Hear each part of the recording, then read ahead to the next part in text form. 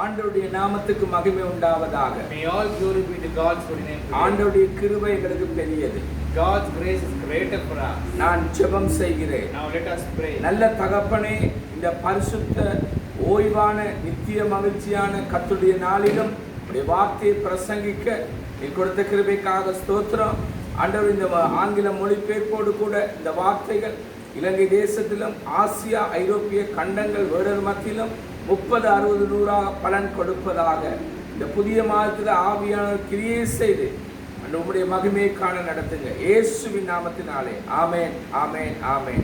என்னுடைய பிரசங்க தலைப்பானது, the topic of my message today is நோக்கி பார்த்து, looking towards God. கவனியுங்கள், நோக்கி பார்த்து. Listen carefully, looking towards God. சங்கீதம் 34:5. The book of Psalms 34 verse 5. அவர்கள் அவரை நோக்கி பார்த்து பிரகாசம் அடைந்தார்கள், அவர்கள் முகங்கள் வெட்கப்படவில்லை. Those who look to him are radiant and their faces shall never be ashamed. நோக்கி பார்த்த மனிதன் வெட்கப்பட மாட்டான். The person who looks to him will never be ashamed. கடந்த மாதங்கள் முழுவதும் தேவன் காத்து அதிசயமாய் நடத்தி வந்தார். In the months that have gone past, God has protected us and led our life in a miraculous way. இப்புதிய மாதத்தை காண செய்ததும் கிருபையே. It is his merely grace that has made us to see this new month. நோக்கி பார்ப்பவனை வெட்கப்பட விட மாட்டார். God will not allow any person who looks to him to be ashamed. ஜெயத்தை காண்பார். He will prosper and be victorious. Hallelujah, amen. Hallelujah, amen. நம் ஆண்டவர் உயிரோடு எழுந்தவரும் உயிருள்ளவராக இருக்கின்றார். Our Lord is the one who rose from the dead and he is the one who is alive until now. முதலாவது குறிப்பு, As my first point, தாவீதும் நோக்கி பார்த்தே, even David looked unto God. துதித்து ஆராதித்து அபிஷேகத்தோடு நோக்கி பார்த்தான். David looked unto God with anointment by praising and worshiping God. சங்கீதம் 34:1. The book of Psalms 34 verse 1. எல்லாருக்கும் தெரிந்த வார்த்தை. All know this verse. கர்த்தரை நான் எக்காலத்திலும் ஸ்தோத்தரிப்பேன், அவர் துதி எப்பொழுதும் என் வாயில் இருக்கும். Praise the Lord our God. It is to sing praises to our God. How pleasant and fitting to praise him. சங்கீதம் 147:1. The book of Psalms 147 verse 1. கர்த்தரை துதியுங்கள், நம்முடைய தேவனை கீர்த்தனம் பண்ணுகிறது நல்லது, துதித்தலே இன்பமும் ஏற்றதுமாய் இருக்கிறது. Of David when he pretended to be insane before Abimelech who drove him away and he left, I will extol the Lord at all times, his praise will always be on my lips. Amen, Amen. Hallelujah. Hallelujah. தாவீது நாளுக்கு நாள் விருத்தி அடைந்தான். He became greater and greater. 2 Samuel 5:10. The book of 2 Samuel chapter 5 verse 10. நோக்கி பார்ப்பவன் விருத்தி அடைவான். The person who looks unto him will prosper in his life. அதோடு கூட வாக்குத்தத்தங்கள் கூட நிறைவேறின. And also the promises were fulfilled in his life. 2 Samuel 5:3-4. The book of 2 Samuel chapter 5 verse 4 to 5. மூன்றாவது வார்த்தை, நாலாவது வார்த்தை, இஸ்ரவேலின் மூப்பர் எல்லாரும் எப்ரோனிலே ராஜாவிடத்தில் வந்தார்கள். தாவீது ராஜா எப்ரோனிலே கர்த்தருக்கு முன்பாக அவர்களோடு உடன்படிக்கை பண்ணின பின்பு அவர்கள் தாவீதை இஸ்ரவேலின் மேல் ராஜாவாக அபிஷேகம் பண்ணினார்கள். தாவீது ராஜாவாகும் போது 30 வயதாயிருந்தான்.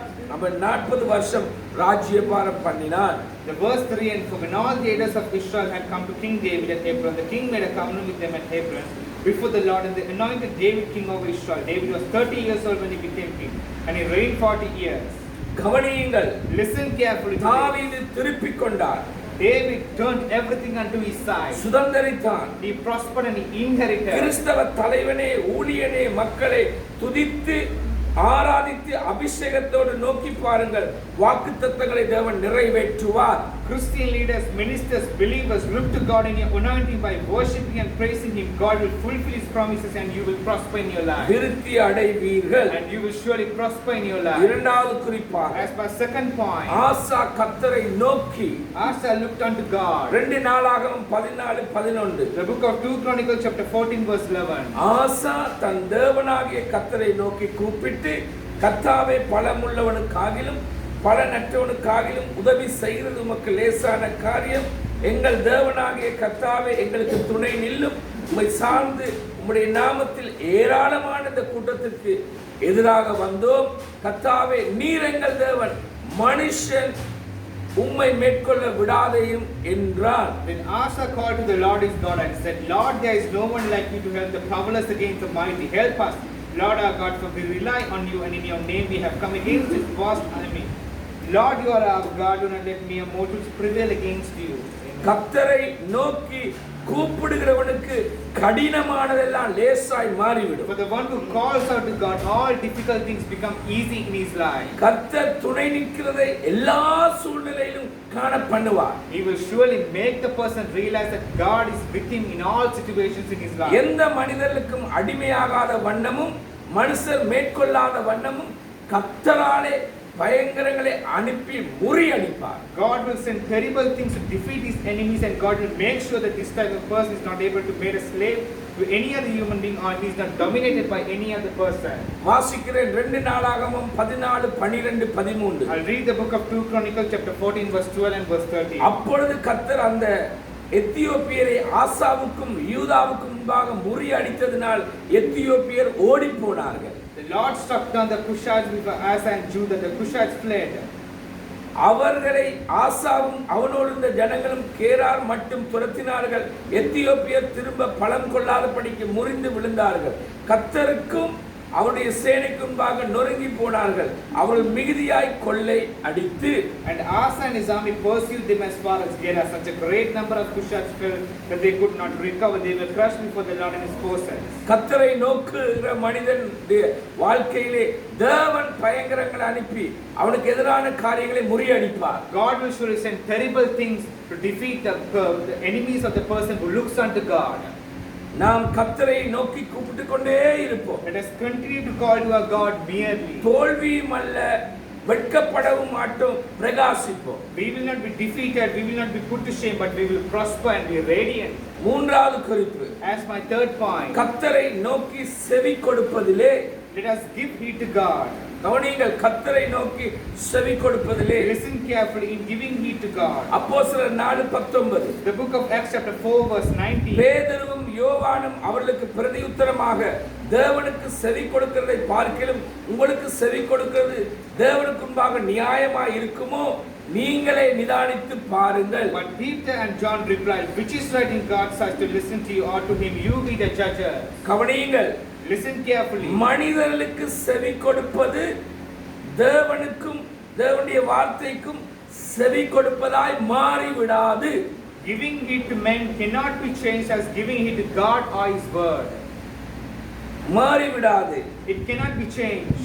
அழைத்த அழைப்பிலும் தேவ அபிஷேகத்தோடும் கிரியை செய்வோம். Let's do our ministry the divine anointment according to the call we have received. துன்ப துயரங்களாய் இருந்தாலும் தேவனுக்கு செவி கொடுத்தே வாழ்வோம். Even though we have pains and suffering in our lives, let us give heed to God and live our lives. தேவ வார்த்தைக்கு செவி கொடுத்து நம் குறைகளிலே மனம் திரும்புவோம். Let us give heed to God's word and repent from our shortcomings. கவனியுங்கள், listen carefully. மனிதர்களுக்கு செவி கொடுப்பது தேவனுக்கும் தேவனுடைய வார்த்தைக்கும் செவி கொடுப்பதாய் மாறிவிடாது. Giving heed to men cannot be seen or cannot be changed as giving heed to God or his word. வெளிப்படுத்தல் 2:4-5. The book of Revelation chapter 2 verse 4 to 5. தேவனுக்கு செவி கொடுங்கள்.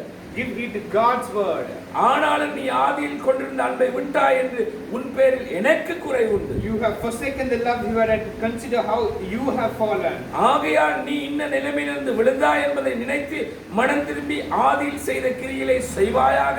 இல்லாவிட்டால் நான் சீக்கிரமாய் உன்னிடத்தில் வந்து நீ மனம் திரும்பாத பட்சத்தில் உன் விளக்கு தண்டை அதனிடத்திலிருந்து நீக்கி விடுவேன். Repent and do things that you did at first. If you do not repent, I will come to you and remove your lampstand from its place. கர்த்தரை நோக்கி தேவனுக்கு செவி கொடுப்போம்.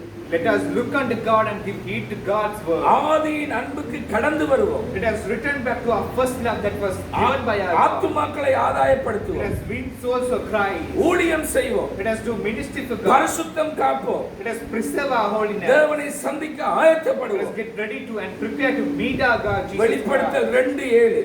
The book of Revelation chapter 2 verse 7. இவ்வுலகில் ஆவியானவருடைய சத்தத்திற்கே செவி கொடுப்போம். Whoever has ears let them hear what the Spirit says to the churches. ஆவியானவர் சபைகளுக்கு சொல்லுகிறதை காதுள்ளவன் கேட்க கடவன்.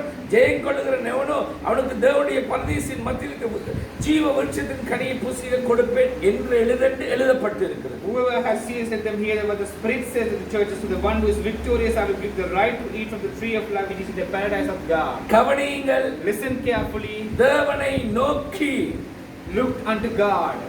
தேவனை நோக்கி look unto God. காதுள்ளவன் கேட்க கடவன். The person who has ears, let him give heed to God. எல்லாவற்றிலும் தேவனை நோக்கி. Let him give unto God, look unto God in all situations. தேவனை நோக்கி செவி கொடு. Let him give heed to God in all situations. இறுதியாக சொல்லுகிறேன். Finally I say, காதுள்ளவன் கேட்க கடவன். the person who has ears, let him listen today. நல்ல தகப்பனே, இந்த பரிசுத்த ஓய்வு நாளிலும் ஆண்டவரே உம்முடைய வார்த்தையை விதைத்திருக்கிறோம். கிறிஸ்தவ தலைவர்கள், கிறிஸ்தவ ஊழியர்கள், மந்தைகள் நம்முடைய வார்த்தையின்படி உம்மை நோக்கி உமக்கு செவி கொடுத்து ஜெயத்தையும் மகிமையும் காண கிருபை செய்க. அவர்களை உமக்குள் ஆதாயப்படுத்தி அநேகரை ஆதாயப்படுத்தி உம்முடைய சித்தத்தை செய்து பரிசுத்தத்தை காத்து ஆண்டவரே கர்த்தாவே அப்பா நீர் ஜெயம் கொடுத்து சத்துருவின் கிரியைகளை அழித்து உம்முடைய ராஜ்யத்துக்கு கொண்டு வருவீராக. இயேசுவின் நாமத்தில் எடுக்கிறோம் நல்ல பிதாவே. ஆமென் ஆமென். தேவன் தாமே உங்களை ஆசீர்வதிப்பாராக. May God bless you abundantly.